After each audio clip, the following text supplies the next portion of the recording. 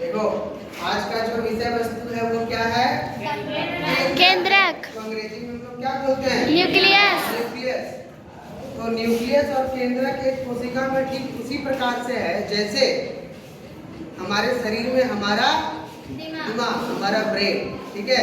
जैसे हमारे शरीर को हमारा ब्रेन कंट्रोल करता है, हमारा दिमाग कंट्रोल करता है, ठीक वैसे ही एक कोशिका को उसका केंद्रक क्या करता है? कंट्रोल करता है, उसको नियंत्रित करके रखता है।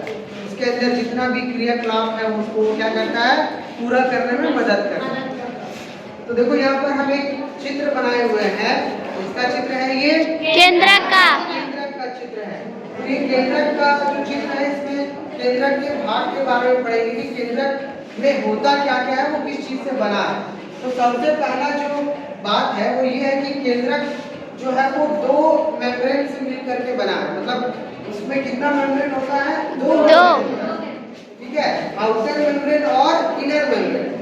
क्या बोलते हैं उसको? आउटर मेम्ब्रेन और इनर मेम्ब्रेन। ठीक है, तो ये जो मेम्ब्रेन है उसको हम लोग बोलते हैं न्यूक्लियर मेम्ब्रेन और हिंदी में क्या बोलेंगे? केंद्रक झिल्ली। न्यूक्लियर मेम्ब्रेन यानी कि केंद्रक झिल्ली। न्यूक्लियर मेम्ब्रेन एक ऐसा परत है जो न्यूक्लियस को चारों तरफ से घेरता है, उसको सुरक्षा प्रदान करता है। अब तुम देखो कि जो केंद्रक झिल्ली है उसमें कहीं कहीं पर क्या है? छोटा छोटा छिद्र है जिसको हम क्या बोलते हैं? केंद्रक छिद्र। अब ये केंद्रक छिद्र से क्या हो रहा है? पदार्थों का आदान प्रदान हो रहा है, ठीक है। जैसे प्रोटीन का या फिर और भी जो पदार्थ जो निर्माण हो रहे हैं कोशिका द्रव्य में या फिर न्यूक्लियस केंद्रक के अंदर, वो क्या होता है? उसका आदान प्रदान होता है। वो यही केंद्रक छिद्र से क्या होता है? बाहर जाते हैं या फिर अंदर आते हैं, ठीक है।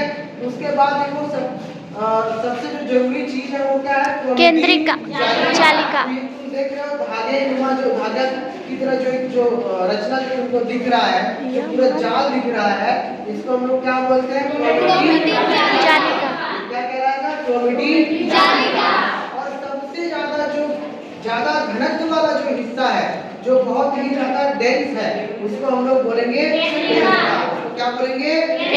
केंद्रक झिल्ली के बारे में बताया कि ये केंद्रक को सुरक्षा प्रदान कर रहा है और साथ ही साथ पदार्थों का आदान प्रदान करने में, उसके ट्रांसपोर्टेशन में भी क्या करता है? मदद करता है। उसके बाद है क्या? केंद्रक छिद्र है, उसके बारे में भी हम लोग जान चुके हैं। अब एक और चीज है, जैसे कोशिका के अंदर जो द्रव्य होता है उसको हम लोग बोलते हैं कोशिका द्रव्य। ठीक उसी तरीके से केंद्रक के अंदर भी क्या होता है? द्रव्य होता है, अर्ध तरल पदार्थ होता है जिसको हम लोग क्या बोलते हैं? केंद्रक द्रव्य। अंग्रेजी में न्यूक्लियो। और उसी केंद्रक द्रव्य में जो है ये क्रोमेटिन जालिका पाया जाता है, ठीक है। अब देखिए यहाँ पर सबसे जो महत्वपूर्ण चीज है वो है ये क्रोमेटिन जालिका, ठीक है।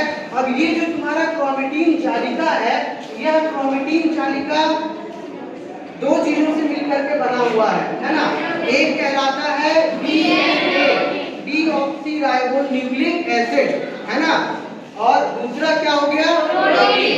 हमेशा याद रखना कि केंद्रक के अंदर जो क्रोमेटिन जालिका है, जो धागा नुमा संरचना है, वो किस चीज का बना है? डीएनए और प्रोटीन का, ठीक है। तो डीएनए जो है वो कुछ इस तरीके से दिखता है। तो अब ये जो डीएनए है, ये डीएनए क्या होता है? इसको मतलब हम लोग क्या कर सकते हैं? तो तुम ये क्या कह सकते हो कि मतलब बहुत सारा डीएनए जब अगर सिकुड़ जाए तो सिकुड़ करके वो कहाँ पे वो क्या बन जाएगा? क्रोमेटिन फाइबर बन जाएगा। क्या बन जाएगा? याद रखना कि जैसे ये क्रोमेटिन जालिका है, हम बताएं क्रोमेटिन जालिका डीएनए और प्रोटीन से बना होता है। तो डीएनए तो बहुत ज्यादा होता है, बहुत सारा होता है डीएनए, ठीक है। तो कम जगह में बहुत सारा डीएनए आखिर कैसे आएगा? तो क्या होगा? वो जो डीएनए जो है वह सिकुड़ जाता है और क्या बनाता है? क्रोमेटिन जालिका। और ये क्रोमेटिन जालिका जब और ज्यादा सिकुड़ जाएगा तो क्या बनाएगा? लेकिन ये जो क्रोमोसोम जो बनता है क्रोमेटिन से, वह मतलब कब बनेगा?